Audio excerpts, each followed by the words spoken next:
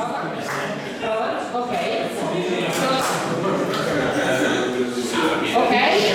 We are ready to start. Thank you for your help. And it is a great pleasure to introduce in this colloquium of the Department of Mathematics Professor D.Tataru, who is currently a professor at the University of California, Berkeley, and after being a professor at Northwestern with a couple of years while he was on leave at the Institute of Advanced Studies in Princeton. And he graduated at the University of Virginia, and originally he started to gain honors from his youth at the International Mathematics Olympiads. His early works focused on Hamilton-Jacobi equations in Banach spaces, and after the guidance of the advisors Roberto Trigiani and Irena Lazierczka, his graduated research was related to Carnovale estimates and their application to unique continuation and control theory. His current research focuses around the nonlinear dispersive equation with implication related to harmonic analysis, geometry, theoretical physics, fluid dynamics. He had many recognition of his contribution. I just mentioned the Buckner Prize from the American Mathematical Society, his honorary membership at the Simon Soilov Institute of Mathematics in Bucharest, the Humboldt Research Award. He has been a Simons investigator, and he's a fellow of the American Academy of Arts and Science and of the European Academy of Science. He was an invited speaker at the ICM and has many interests in applied mathematics that maybe we will tell us after the seminar. So it is my pleasure to introduce his talk on the small data global well-posedness conjectures for cubic dispersive flow. Thank you very much for the introduction, and it's an honor and a pleasure to be speaking here, even though this is happening 4 years later than it was supposed to happen because of the pandemic. So the work that I will tell you about is all fairly recent work, and it's joint work with my collaborator, Mihai Laifin, who's a professor at the University of Wisconsin in Madison. And, well, we have lots of, well, not lots, but quite a few interesting old conjectures in partial differential equations on one hand, but on the other hand, we thought perhaps it's time for some new conjectures. And I will tell you today about this new conjectures. So, if you want, this is one good thing that came out of the pandemic, having all this free time on our hands. Why not come up with some interesting new conjectures in partial differential equations? And so that's my story. And just to anticipate a little bit, these conjectures are in a direction where there were no results before, so it's a completely somehow blank slate. And what I'll try to do is I'll try to give you an idea of what are the equations we're looking at in the first place, and motivate a little bit the conjectures, and I'll show you the conjectures, and then I'll tell you a little bit about the results that we have so far. Because, of course, it's a bad idea to put forward a conjecture without any data to somehow justify it. And so, one of the things we have done is to prove these conjectures in some special cases. And so there's many more problems to which these conjectures apply. And so, many more research directions for young researchers to pursue, in addition to the old conjectures that you might all know about. So, as a starting point, we begin with the nonlinear evolutions in partial differential equations. So you can take an evolution in here I took it to be the first order equation in time, but it could be also a higher order equation in time, like a wave equation. We put initial data in isomorph spaces, and then the classical questions that you might ask for this kind of problems is, first of all, do you have solutions? Do you have local solutions? At what regularity do you have the solutions? And then once you figure out the local well-posedness part, maybe one next interesting question is the question of global well-posedness. Does my equation have global solutions? If so, how do these solutions look like? If not, why not? Okay. Here today we'll talk about the positive side of the story, situations where we have global solutions, and we'll try to understand why and how this happens. Maybe also part of this story is once you have global solutions, you also understand how the solutions look like, and then you have this dichotomy between small data and large data. So, in essence, the small data problem, you might think of it as more accessible, and also the setup where you might have most likely global solutions, whereas the large data problem I will not really touch today. Okay. So the class of equations I want to tell you about are what I'll call dispersive equations, and I wrote here a very simple linear model. So you have the time derivative of u, and here would be a partial differential operator. If you're not familiar with the notation, capital D is 1 over I times partial, so this is just the standard notation in PDEs. And what we're asking for is that this partial differential operator has a symbol, a psi, which is real. And then we're asking that this equation is what we call a dispersive equation.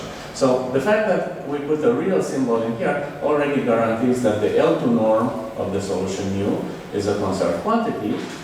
But what dispersion means that different waves travel with different velocities. Waves with different frequencies travel with different velocities. And the way to understand this is by looking at the group velocity of waves for this linear equation. And the group velocity of waves depends on the gradient of this symbol of your partial differential operator. So the image you might have is, given some localized initial data, you have waves with different frequencies that travel in different directions, and this is what dispersion means. And of course, because waves travel in different directions, you might imagine there is some decay to these waves, and this is what we call dispersive decay, just because things go in different directions. Now, the problems that we want to look at are nonlinear evolutions, where in the simplest setting, you take the linear equation and you add some nonlinearity. Perhaps you ask that this nonlinearity be maybe not stronger than the linear part, but at least could be at least as strong as the linear part. And then the question, the fundamental question that one needs to understand is what happens when you look at nonlinear wave interaction. Okay? So you take some waves, or perhaps some linear waves for this equation, you ask how do they interact when you put them into this nonlinearity. And you have some competition here. On one hand, you have this phenomena of linear dispersion, which tries to make the solutions decay. On the other hand, you have the nonlinear interaction, which potentially can make your solutions grow. Who wins? Okay? And you can do some heuristics and try to understand how this works, and you will figure out that in some situations, nonlinear business is stronger than the linear business, and in some other situations, the linear decay is stronger than the nonlinear interaction. And in effect, these conjectures that I'm going to tell you about deal with the hardest case. They deal with the case when the nonlinear interaction is stronger than the linear dispersion. So you might think there's an easy case to this, where linear dispersion is stronger. We don't care about this. This is kind of understood. We care about the case when the nonlinear part is stronger than the linear part. Okay. So coming back to, I was telling you about this symbol here, and of course I need to show you some examples. And here are some examples. If you take the what corresponds to the nonlinear Schrodinger equation, then our operator is the Laplacian, and you have the symbol psi square. If you look at the KDD equation, then you have the one known psi cube with dispersion relation, that function A. And what you see on the rest of the slides, you actually see where some of our motivation came from, because before coming up with these conjectures, we were looking at long-time and global solutions for large classes of equations which are called water waves, which model, let's say, the waves that you see on the surface of the ocean. And this comes in a large variety of classes, and you see here some symbols that arise. Gravity waves, capillary waves, this is in deep water, this is in shallow water. So the point that I'm trying to make in here is that you have a large family of dispersion relations that would be of interest for these conjectures. It's not just one. Okay? And in this context, the first question, so we have linear decay and we have nonlinear effects. And the first question that I want to tell you a little bit about is what is linear dispersion? And for some of you, this could be very straightforward. And the simplest thing that you could do is you look at the fundamental solution to your linear equation. So you start with a Dirac mass at the initial time, and you ask how do the solutions look like. And of course, based on a picture like this, you can imagine that the solution will spread in different directions. And you can actually compute asymptotically the fundamental solution using the method of stationary phase, which we all teach sometimes in our harmonic analysis classes. And what you see in the fundamental solution is you see some phase and you see some amplitude, but the most important thing that you see in here is some decay. And this decay factor, t to the power n over 2, is the decay that comes from the dimension. The larger the dimension, the more directions you can spread into, so the better the decay of the fundamental solution. But of course, you only get this t to the power minus n over 2 decay if your initial data is a Dirac mass or maybe something that's very localized. But if your initial data is not localized, maybe you take some initial data which is just in L2, which is a space we all like in PDEs, then you are not going to see this uniform decay. And then the backup plan is to look for, instead of uniform decay, to look for average decay. And average decay is captured in a good number of what we call dispersive estimates. Maybe the single most famous one is what we call the Cirant estimates, where you start with some initial data, U0 for that linear equation. You look at the linear evolution, so this is your solution associated to U0, and you try to measure this in a way where you capture some decay. And you can measure different norms of the solution. In all of these norms, the first LP is with respect to time, the second LP is with respect to x. On the left here, you see the energy estimate. Maybe also the color coding. Black stands for dimension 1, magenta stands for dimension 2 and higher. At this end is what's called the Becher estimate. And if you interpolate between these two, you get an entire family of estimates. And one important one is where the two indices happen to be equal. And in one dimension, this happens at L6. In two dimensions, it happens at L4. And this depends on the dimension. All right? So this is one class of estimates, Cirant estimates. And the Cirant estimates have to do with this phenomena of dispersion. But there is a second class of estimates that plays a fundamental role, as it turns out, for this kind of problems, which is what we call transversality estimates. And if I want to draw a little picture of this, let's say I have one wave that moves in one direction, let's call this the blue wave, and then another wave that moves in a different direction, let's call this the red wave. So here on my picture, the blue and the red waves, they meet just once, they meet, they grid, they go apart. And so you can expect a better estimate for the product of these two waves just because they are transversal. They don't meet too often. Okay? And this is this second estimate. You take the product of one solution with some group velocities, maybe the red wave, another solution with a different family of group velocities, a blue wave, and you try to estimate their product in L2, a very simple thing, and you can estimate this in terms of their initial data, and here you have a coefficient.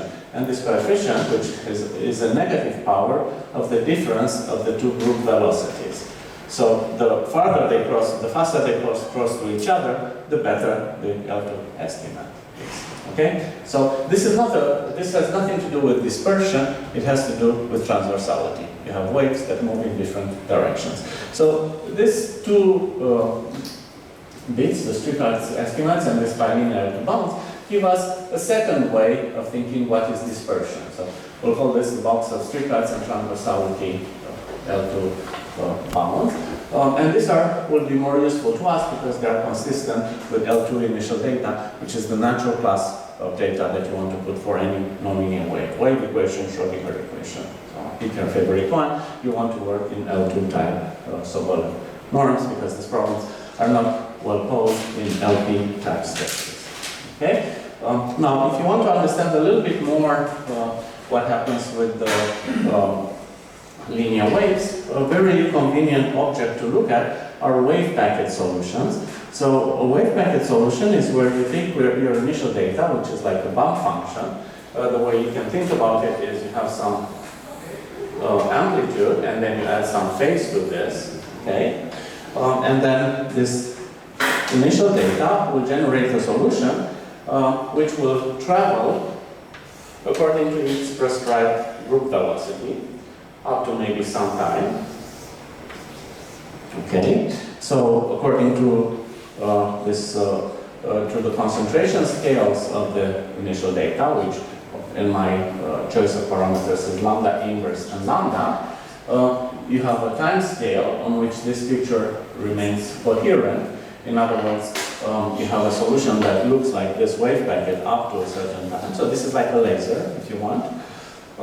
And then after this time, the dispersive effect takes over, and this begins to spread out.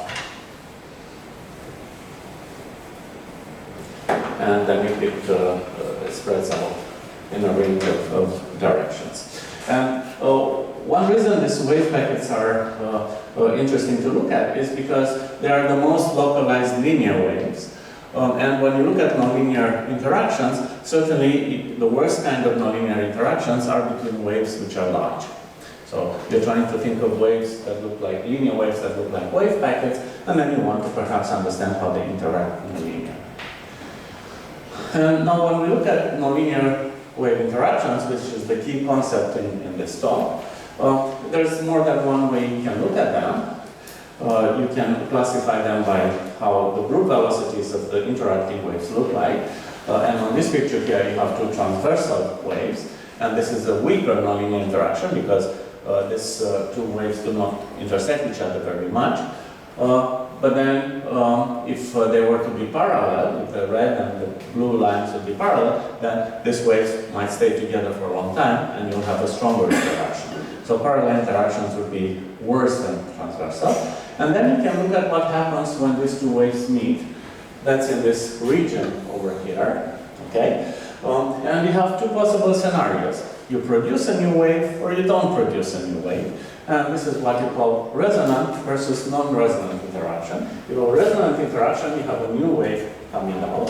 If you have a non-resonant interaction, then you have kind of an elliptic pattern in here. Maybe some bump function there is generated, but nothing that moves forward in a different directions. So this is a simpler kind of interaction. And so you can already infer from here that the worst case scenario somehow is when you look at parallel interactions which are resonant. Okay? So now we have this nonlinearity n, and just to give you a broad idea, there's many ways you can classify this nonlinearity. You can classify it by how strong the nonlinearity is, and this corresponds to our broad classification of PDEs into semi-linear and quasi-linear PDEs. You can classify it by the order of homogeneity. We have quadratic nonlinearities. This is not the ones I'm going to tell you about. We have cubic nonlinearities. And within the realm of cubic nonlinearity, so you see here the nonlinearity, I allow it to depend on both u and the complex conjugate of u because we're looking at complex valued solutions to our PDE. And in this example of a cubic nonlinearity here, I put a very peculiar choice, U, U bar, and U. The order doesn't matter, but it matters that we have two U's and one U bar. And this means that our nonlinearity is invariant with respect to what we call the phase rotation symmetry. If you have looked at any linear or nonlinear Schrodinger equation, that should be a very familiar symmetry to work with. And this will play a role in my story. And then you can also look at higher order homogeneities, which I'm not going to care about because those are weaker, more perturbative for my story. Okay? And then you can classify, if you have a cubic interaction, by the leading order nonlinear effect, which has to do with this picture over here. So in this picture in here, you see the wave packet stays coherent after a while, for a while, and then it spreads out in a linear pattern. But if you have a cubic nonlinearity, the nonlinearity might cause your packet to coalesce back. That would be what you might call a focusing mechanism, or alternatively, it might cause it to spread out, which would be a defocusing mechanism. This is just me drawing pictures here, but this is morally how this works. And this distinction between defocusing and focusing will also play a role in my story. And so for this kind of problems, the question that I want to ask is, do we have global solutions, assuming that we have small initial data? And the reason we're imposing here this condition, small initial data, is because if you look at the large data problem, the nonlinearity kicks in first, and the dispersion doesn't have time to get into the game. Okay? But if you have a small data, then the linear mechanism acts first, and the nonlinearity will only act on long time scales. And so essentially you give the dispersive phenomena a chance to make your solution behave nicely as time goes on. Okay?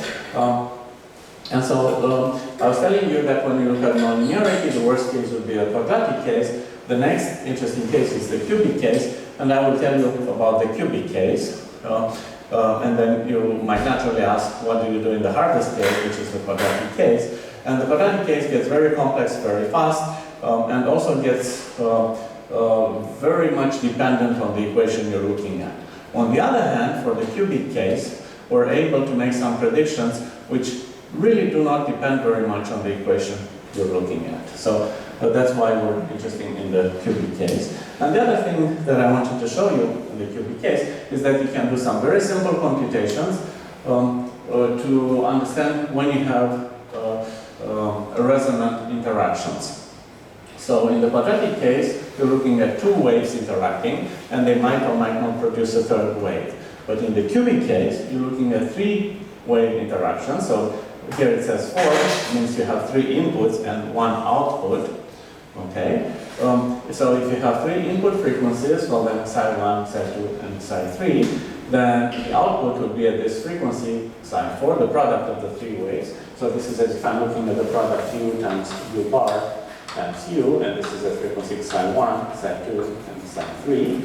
So the output will be at this frequency. And we can write this in a symmetric way. And for time frequencies, the time frequencies of the corresponding waves will be a of psi 1, a of psi 2, a of psi 3. And so if you want resonant interactions, you have to have this second relation. So you have a system of 2 equations with of 4 unknowns. Okay? This is very easy to solve in 1 dimension, but and in 1 dimension you see here what the solutions are. You have the pair of frequencies psi 1, psi 3 having to be equal to the pair of frequencies psi 2 and psi 4 in any order. But if you are in higher dimensions, the picture gets very murky very fast. Again, you may have many more interactions in higher dimensions. But on the other hand, in higher dimensions, you have stronger dispersion. So you have a harder problem because you have many more resonant interactions, but an easier problem because you have more dispersions. And because of this, and the problems that I will tell you about, the 1-dimensional case is the worst. It is the worst because you have the least dispersive decay. Okay? And now, I was telling you that the worst interactions are interactions where you look at wave packets that go in the same direction, And you can do a very nice heuristic about self-interactions of a wave packet if you want. You can take a very simple equation with a cubic nonlinearity, and you can look for solutions where the three input frequencies are the same and then the output frequency is the same. So the wave packet feeds on itself, so to speak. It self-reinforces itself in a nonlinear way. And then you can look at a very simple wave packet type ansatz, where you have an oscillatory phase and an amplitude. And then what you get is some sort of amplitude equation, which is an ordinary differential equation. And you all know how to solve this very simple nonlinear ODE. We're looking at complex valued solutions, of course. We have this I in here. And so a very simple observation is that this coefficient C, which is what we call the symbol of the nonlinearity, the strength of the nonlinearity when the three inputs are equal, it's very important whether this is real or not. Okay? So for instance, if I take the nonlinearity u times u bar times u, the symbol is 1, which is real. If I put an I in front of this, or out of this, and so if we want this solutions to this asymptotic equation somehow, this amplitude equation in here, to stay bounded, we should better ask for this coefficient to be real. And now if you take your favorite equation, which has some conserved energy or whatnot, then you'll see that your equation will satisfy this very simple condition, and this is what we call the conservative condition on this nonlinearity. And if you want, you can enhance it a little bit by asking that the gradient of the C is also real. So the simplest case is when this coefficient is all real for all entries, but it doesn't have to be like that. And so, on the other hand, you can ask, is my problem focusing or defocusing? And this distinction between focusing and defocusing is determined by the sign of this coefficient that you put in front of the nonlinearity. So, in the simplest example, you can have a choice plus or minus in front of u cubed, and one problem would be focusing, and the other one would be defocusing. So this is maybe the classical terminology that you might be familiar with. Maybe another interesting distinction that you can make is between semi-linear and quasi-linear problems, and I'm taking advantage of this to also bring up maybe one of the examples that I'll tell you about later on. So this is a cubic nonlinear Schrödinger equation. Nonlinearity is very simple, so that coefficient C is plus or minus 1. And the plus sign corresponds to defocusing, and the minus sign corresponds to focusing.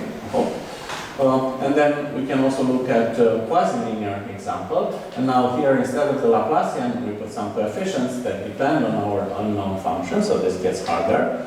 And to make this cubic, we ask that this nonlinearity is depending on you, at least well, the identity was something quadratic.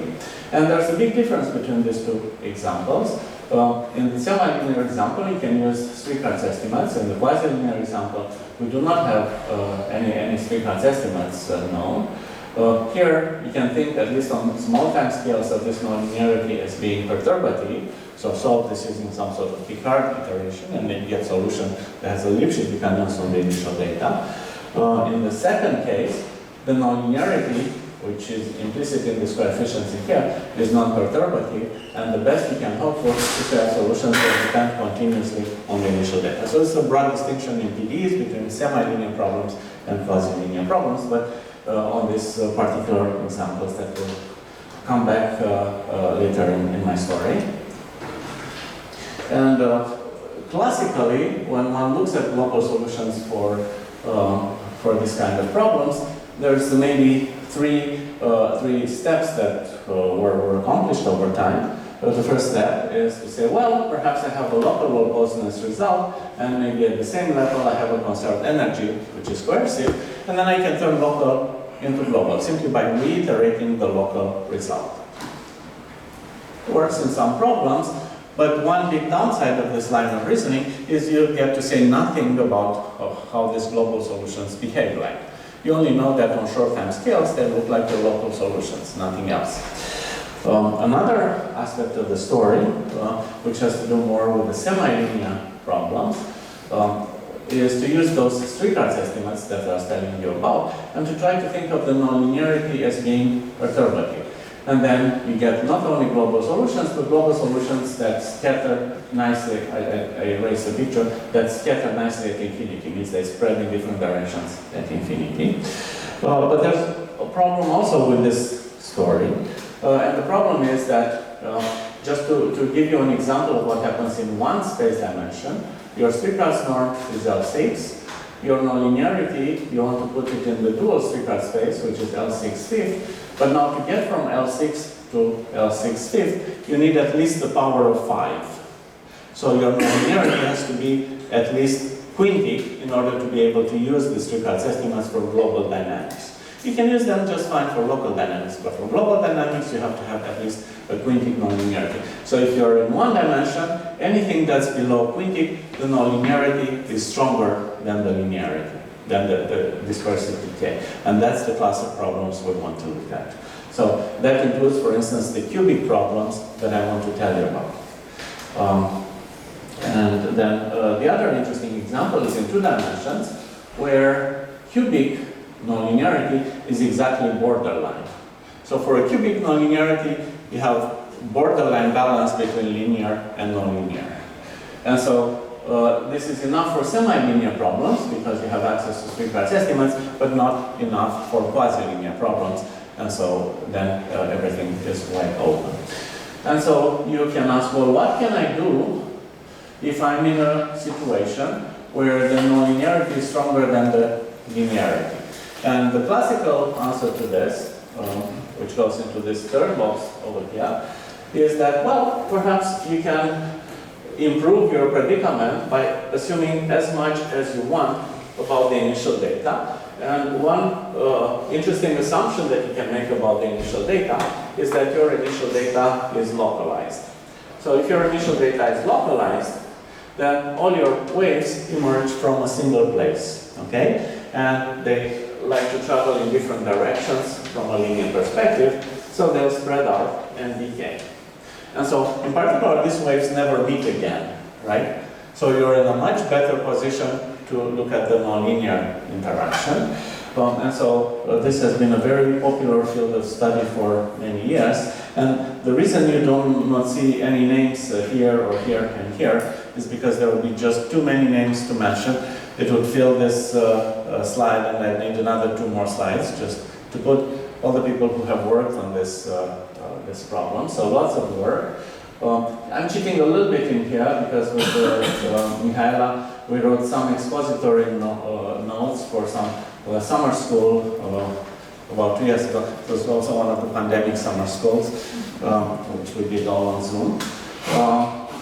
If you want to take a look and find sort of a broader description of this part of the story, which is not my story for today. And instead, for today, we want to look at the following situation. So, as I said, we want small data, so we have enough time for the dispersion to be effective. We want our localized data to be, our initial data to be non-localized, so this picture does not apply. You can have waves coming from anywhere and going to anywhere, okay? And this means that you can have wave interactions at any location you want, not just initially, okay?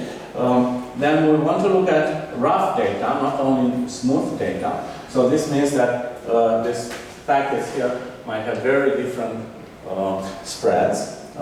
And so there's nonlinear interactions, you see them at every scale.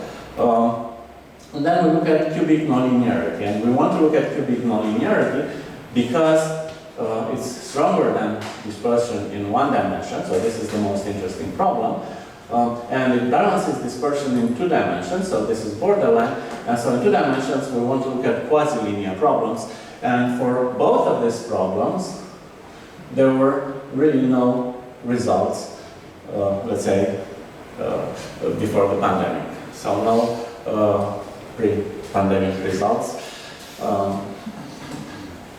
where global solutions were obtained. And through the pandemic, we started to understand how things should work in here. And so I wanted to show you our first conjecture. So this is right after the pandemic. And the conjecture is very simple. If you want, you can fit it all on a single line. And it doesn't need math formulas. So we take a one-dimensional dispersive problem, any dispersive problem, pick your favorite one, including some of those pesky water waves, but even NLS. You take a cubic nonlinearity, your favorite cubic nonlinearity, all that you require of it is that it's conservative and defocusing. Conservative does not mean that you have conservation laws. It's just a condition that some symbol is real. This implies nothing about conserved quantities for your problem, but defocusing is the key word in here. And then the conjecture says, if you have small initial data in your favorite subvolume space, then you have global dispersive solutions. Okay? Very simple conjecture to say. It applies to an entire host of problems. It's in one dimension because one dimension is the hardest problem that you can look at over here. But then you can ask, well, what is the counterpart of this in two dimensions? And in two dimensions, the interesting situation is look at the quasi-linear problem, because semi-linear problems we understand. And what changes from one dimension to two dimensions is this distinction between focusing and defocusing. And one way you can understand this difference between focusing and defocusing, many of you might know that if you take a focusing problem, it might have solitons, right? And the soliton is certainly something that does not spread out at infinity. A soliton is a solution that has a profile which is fixed and moves with constant velocity. Okay? So certainly our conjectures would not allow solitons, and that's a very good reason in the one-dimensional conjecture to ask for defocusing. But if you go to two dimensions, yes, there are solitons, but they cannot be small. And so if you take small data, you might say, oh, perhaps I should not worry about small solitons because they don't exist. And so this conjecture here says nothing about the problem being focusing or defocusing, just small data implies global scattering solution. And what makes this hard again is the fact that the problems that we're looking at are quasi-linear. So for both of these conjectures, there are no results before, absolutely no results of this type. And so we figured out these conjectures somewhere in the middle of the pandemic, that they ought to be true, but we did not want to put them forward before we knew how to prove them in special cases. Okay? And so I wanted to give you some idea about the special cases that we looked at so far. And these special cases really represent just the tip of the iceberg. Okay? So maybe before I tell you about the results, I want to dwell for 1 second on this notion of scattering, which plays an important role. So what is scattering for a nonlinear PDE? It's something very simple, that if you have a global solution to your nonlinear equation, as t goes to infinity, your nonlinear solution looks like a linear wave. Okay? So things spread out enough that at infinity, you no longer see the nonlinear effects. Do we expect scattering for our problem? That's the difficulty, that's what makes them hard, is conjectures. In one dimension, you can actually prove that there is no solution that scatters, okay? So it's out of the picture, but then you want to say that your solutions decay in some way. And so what kind of decay? In the best possible world, you might say, perhaps I should expect this L6 Cirant estimates that I was telling you about to hold, and perhaps also those bilinear L2 estimates. But let's focus for a moment on the L6 Cirant estimates. So the solution does not look at infinity like a linear wave, is not allowed by the nonlinearity, but perhaps, if we're lucky, it satisfies the same estimates that a linear solution does. And the story changes a little bit for the two-dimensional cubic problem. And so here, maybe the natural concept should be that we should have classical scattering in two dimensions. The 4 is the special number rather than 16 here. So we hope that this L4 Cirant estimate should hold with some loss of derivatives. But then we expect scattering in this formulation over here. So now I can tell you about the first result that we got for this kind of problems. Where I want to point out what is the class of problems So this is the Schrödinger type equation. You see the linear Schrödinger part, and then you put a nonlinearity to it. Any symbol you can put in here, as long as it's nice and bounded. Okay, and you ask for it to be conservative and defocusing, so that tells you something about the fact that this symbol, so this C, is defined by its symbol, C of psi 1, psi 2, and psi 3, which tell you how frequencies psi 1, psi 2, and psi 3 interact. And so this conservative assumption tells you something about this C being real when all the entries are real and equal, or when all the entries are equal. And the focusing tells you something about the sign of this real number. Okay?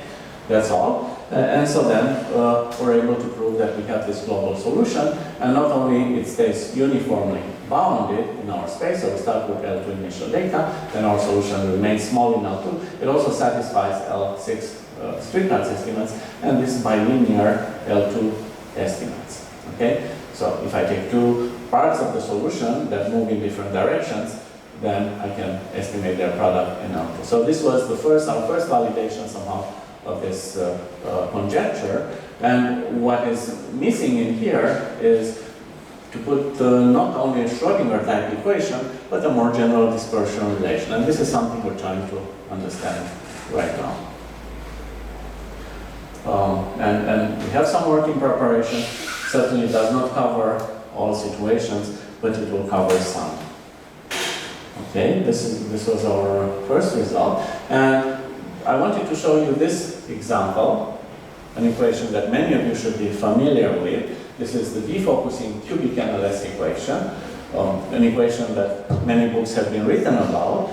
Part of the reason for that is because this equation is completely integrable. It has infinitely many conserved energies. It's globally well posed in L2. But then you ask, what do we know about the global behavior of solutions, right? Because even if you know that you have a global solution, how does it behave at infinity? And so our theorem tells us, well, our solutions must satisfy this global L6 bound. It's as simple as that. And this is also for large data.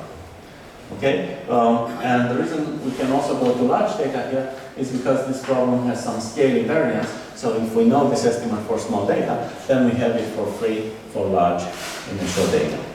And even such a simple estimate looks simple, right? Was completely unknown. There were some partial results before, and this has played a role in our work. Estimates due to Planchon and Becca from maybe about, I'll say, 15 years ago.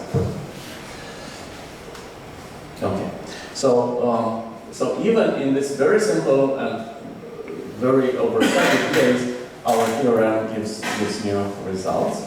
And then I want to move on to quasi-linear equations. I was telling you how we have this distinction between semi-linear and quasi-linear. Semi-linear, we say, oh, this is easier. Quasi-linear, it's harder.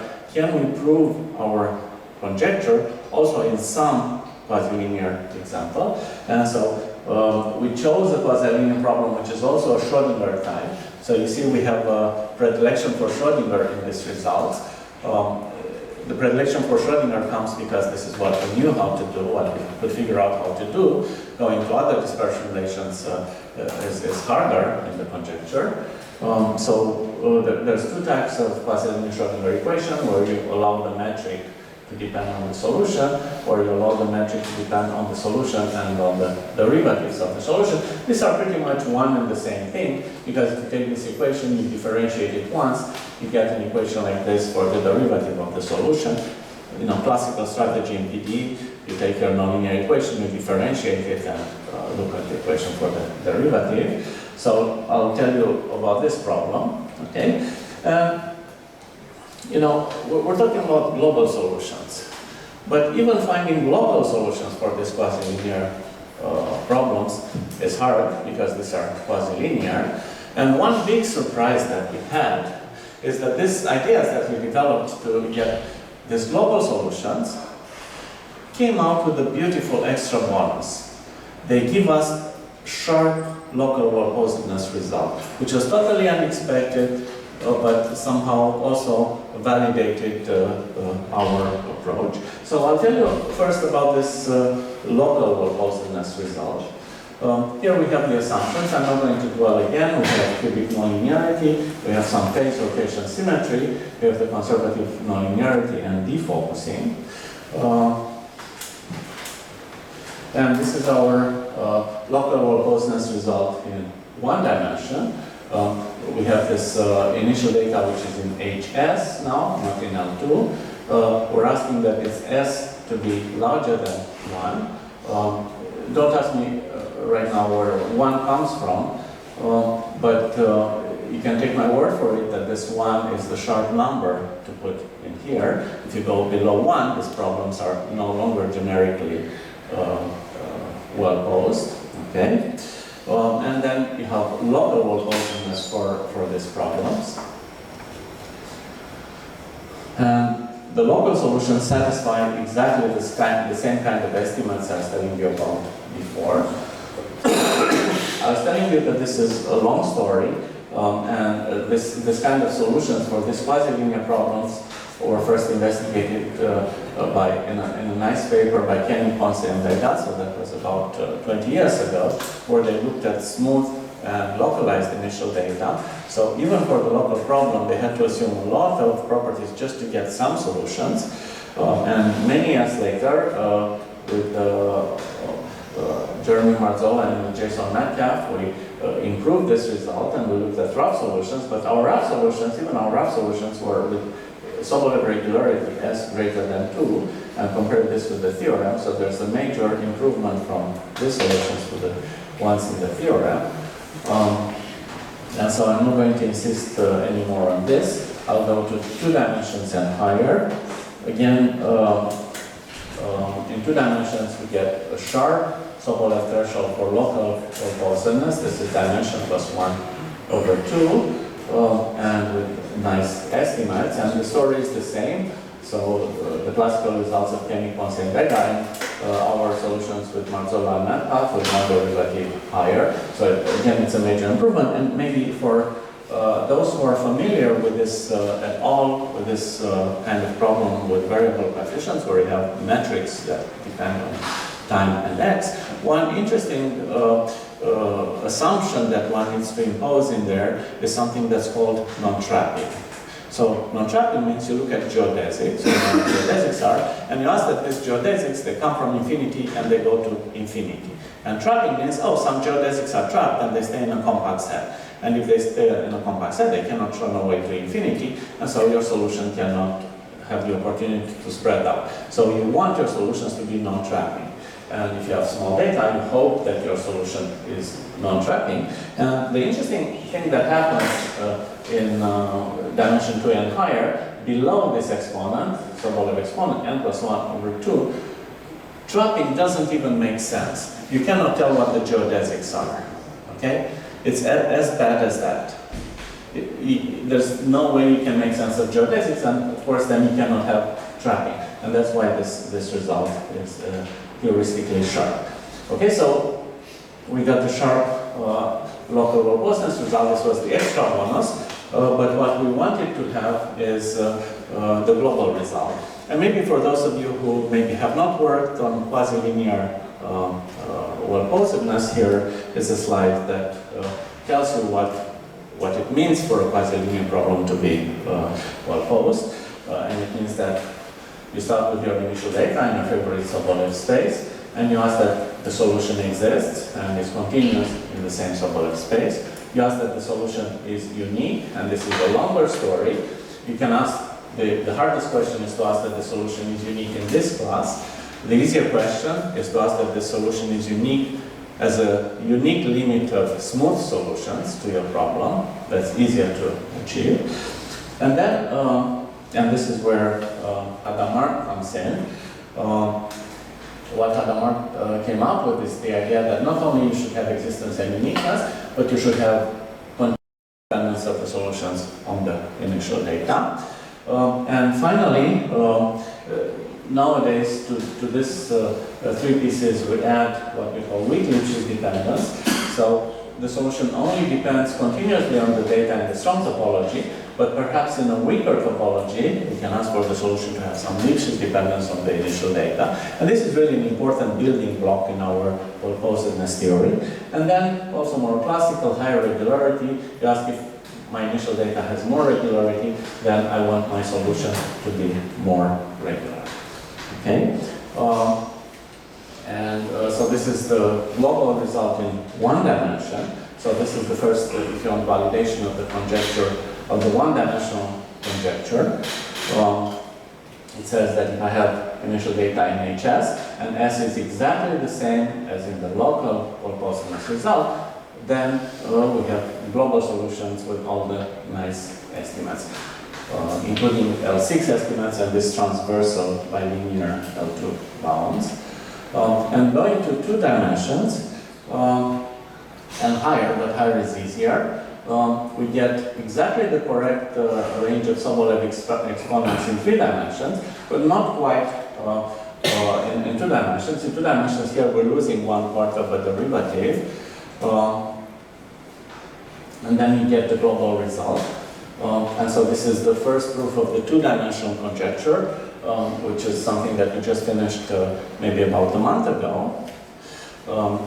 But of course, if you look at this loss of 1/4 of derivative, this is unacceptable, right? So you have to fix it, and then you fix it. And the way we fix this is by putting this extra conservative assumption that we did not have before. So you add a tiny bit of extra assumption, and then you can go down to the correct Sobolev threshold and get your global solutions, which scatter at infinity. Maybe not important, but we want to have the results just right. And so on this slide, I tried to put in the 5 ideas that go into the proof of this results. So sort of an executive summary of the proof. And one thing that you want to do is to keep track of how much energy of your solution lives at what frequency. And this is a very nice idea that Terry Tao had many years ago, maybe about 25 years ago, which is that you use some sort of frequency envelope to measure this, how much of the solution is at each frequency, and you try to propagate this with respect to uniformly in time. So that's one bullet point in here. The second one, of course, you all know about energy estimate, but unlike the classical sort of energy estimates for nonlinear wave Schrödinger equation, here what we're doing is we're looking at these energy estimates via density flux identities, and of course those of you who work in conservation laws are very familiar with this idea, which is perhaps one of the first places where it has appeared. But the difference here is that this density flux identities that we have in here are non-local because we have these multilinear forms. So it's maybe not so easy to work with these density flux identities when everything is non-local. Then when we look at the energy estimates, we're not happy with our energies, the one that you first guessed, and you want to improve your choice of the energies. So to speak, you want to tailor your energy to the problem, and you want to choose your energy as efficiently as possible.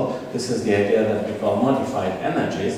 But and then this is similar to what's called the I method of Colliander, Hill, Statilanica, Colloquia, and Tao of about, again, 20 years ago, except that again we do this with this density flux identities rather than direct energy estimates as they envisioned this method. Another idea that we borrow from a different place is the idea of interaction Moravec's bounds. So you all know perhaps about Moravec's inequalities, going back to the 60s with the work of Kathleen Moravec for the wave equation. And this idea was was used to prove local energy decay. If you have a solution to a wave equation, you want to show that its energy in the cylinder stays bounded. This was the idea of Moravec. And then this idea was expanded by the I team by saying, oh, maybe I should not look at just a single solution to a nonlinear equation. I should look at 2 solutions. and do more rabbit inequalities, which estimate how close two solutions stay to each other, rather than how much of one solution lives maybe in a cylinder. And the last idea is the idea I mentioned before of streetwise estimates. Okay, so there are these 5 ideas, and okay, how am I doing with time? Kind of 10 minutes, okay? 10 minutes? Yeah, absolutely. So I'll walk you through some of these ideas as time permits. Now you have my slides, so you can share them for whoever wants more details. Building block, an important building block in this story is to really tell you the composition, retake your solution, you decompose it into dyadic frequencies, and you want to estimate each of these guys separately, and then you want to estimate also their bilinear interaction. If you're a microlocal analyst, you might stick to this slide, because this is how we try to think about the nonlinear equation. So this is the quasi-linear equation. That's the problem we want to solve. And whenever you try to solve a quasi-linear problem, the first thing you look at is what we call the linearized equation. And you want to prove some estimates and get some well-posedness for this linearized equation. But now Boni's idea of maybe 40 years ago, 50 years ago, 40 years ago, was to look at this in a paradifferential way, where you are looking at the evolution of high-frequency waves on a low-frequency background that depends on your solution. Now, you also want to allow some source in here, so this is what we call the paradifferential equation. I'm not using Boni's notation, so you'll be sad if you read this, but this is the same idea. And this is the main equation that one wants to study. And then you try to write down the nonlinear equation using this paradifferential equation, and throwing everything else on the right as a source term. And then the linearized equation in a paradifferential form, you do the same with it. This was part of what, not exactly what Boni was doing, but what came out of Boni's ideas. And so then you want to apply what you have learned from the paradifferential equation, let's say, to the full equation. Except that if you look in here, what you have put on the left-hand side is the interaction of one high frequency with a bunch of low frequencies. And so everything that includes equal frequency interactions you have put on the right-hand side. But equal frequency interactions is exactly what we're most worried about in these conjectures.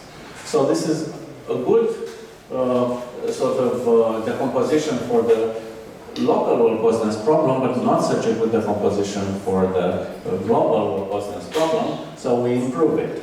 If you want to do instead long-time analysis, you separate from this nonlinear guy this bit where you put all the interactions where each of these 3 inputs are at exactly the same frequency lambda. So this is the worst nonlinear interaction. I'm putting it in its own box and I'll treat it separately. Everything else I still want to look at perturbatively.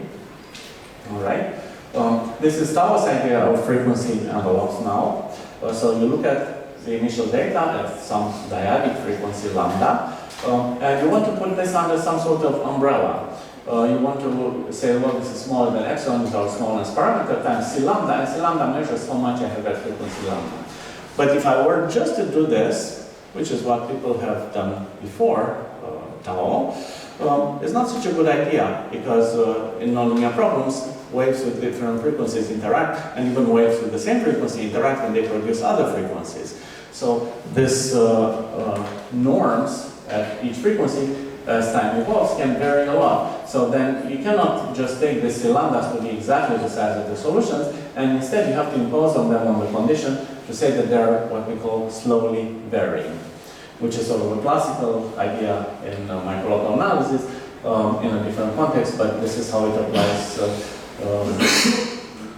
nonlinear PDEs. And maybe moving on, I wanted to show you this conservation laws. So just for the Schrödinger equation, you have the conserved mass.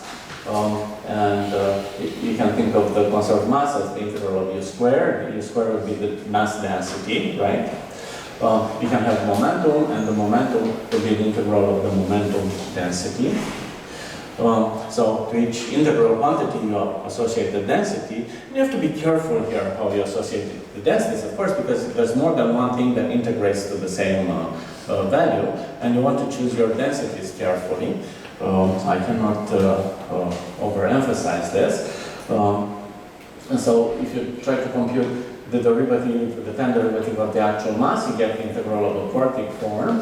Quartic forms are bad because the best we can hope to control are L6 norms for the solutions.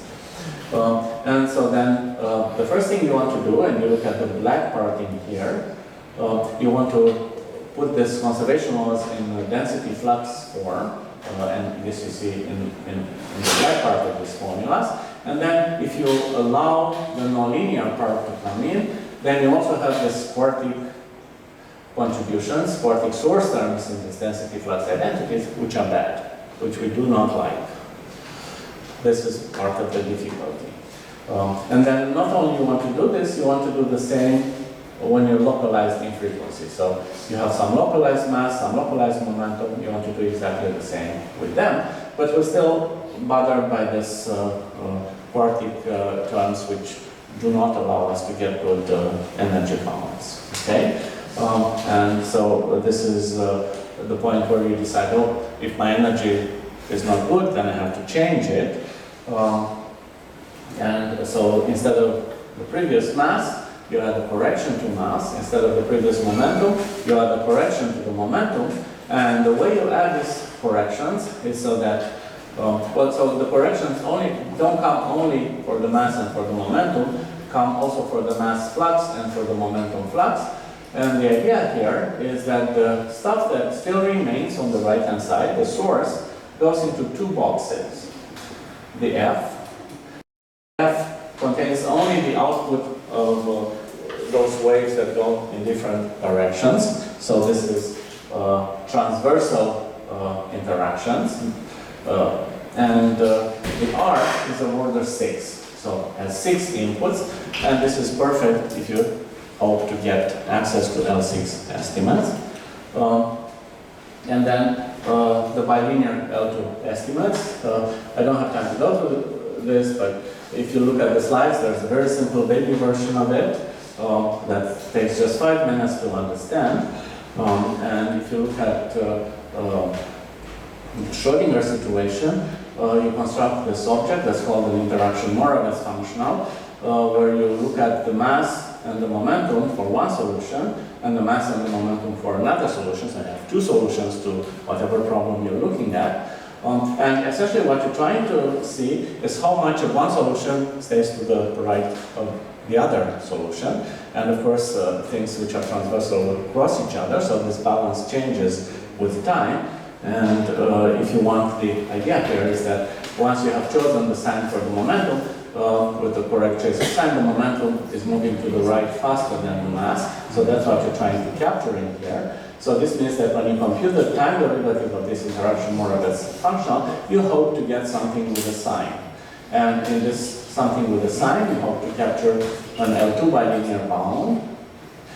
You also hope to capture an L6 bound, and then lots and lots of errors, which are order 6, 8, and 10. So this, 10 red characters mean about 20 pages of estimates, but they can be estimated. And this is how we get our hands on this L6 triplets and this bilinear L2 estimates. So this is very short, but gives you some idea of interaction Moravec. There's also some stuff about higher dimension.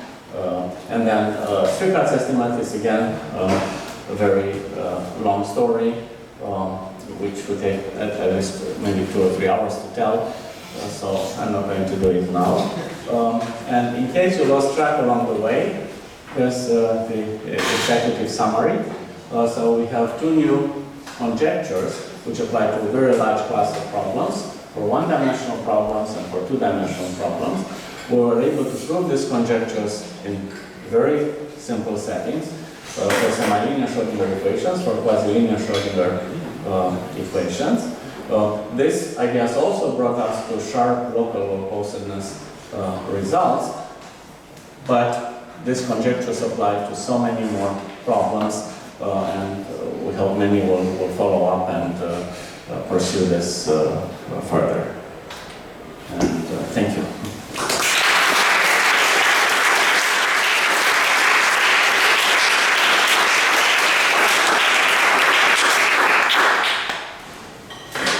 Thank you very much. Are there questions?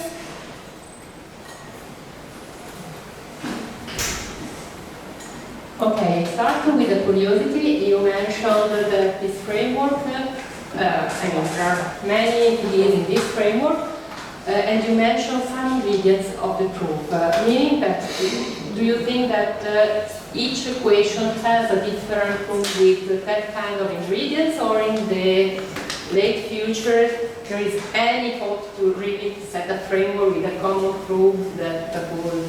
That's what we hope. We hope that those ingredients that I have presented provide some sort of roadmap. But if you try to implement this roadmap to your favorite problem, there might still be significant sort of technical difficulties to overcome, which is not to say that you should not be able to adapt this roadmap to your problem of choice.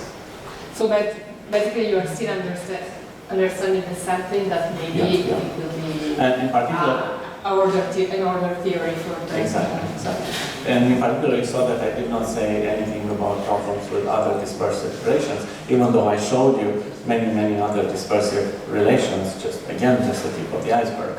And so we don't yet fully understand what happens in that case. We hope to understand, at least in some cases, but not in the most general case for now. Okay.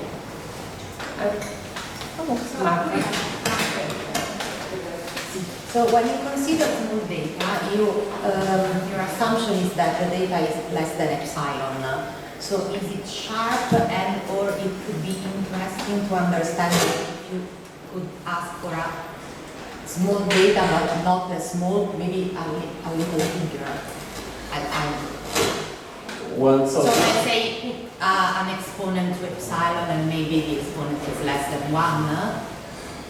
So it would change something. This epsilon would be here, if you start with a given equation, this epsilon would be a universal constant, right?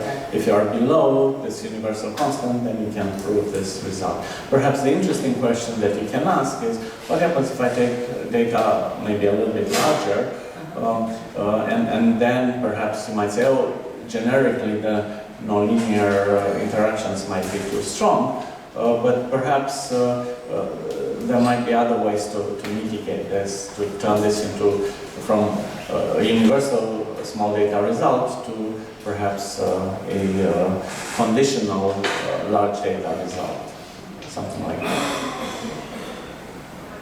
Okay, are you happy with the question or? No. Okay, thank you very much. Other questions? Okay, just a very naive curiosity. You mentioned that the cubic nonlinearity is kind of threshold. What you get better with higher nonlinearity to this respect?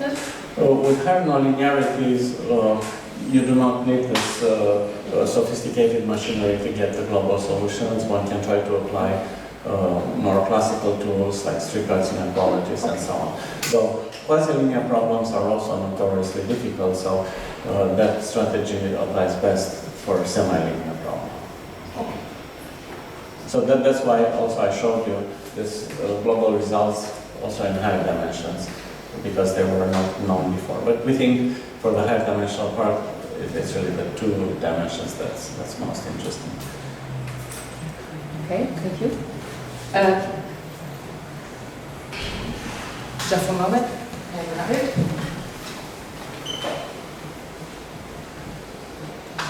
It's a bit unrelated, but is this saying something new, or at least giving a new path towards like wave type quasi-linear equations? So say wave equations on a manifold. Yeah. Let me backtrack for a second. Probably. So I was telling you about dispersion in the beginning,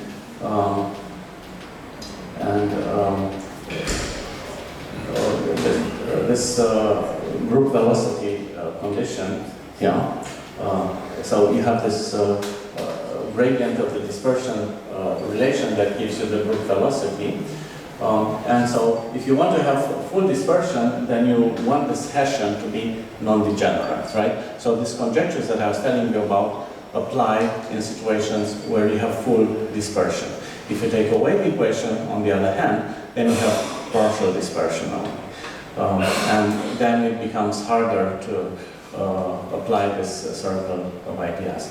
One may speculate, of course, but I don't think I have something precise enough to say at this point about that. It's a more peculiar situation to try to bring this to the realm of knowing away equations. Thank you again. Maybe one last question, if it is there. If not, first of all, I thank you very much again.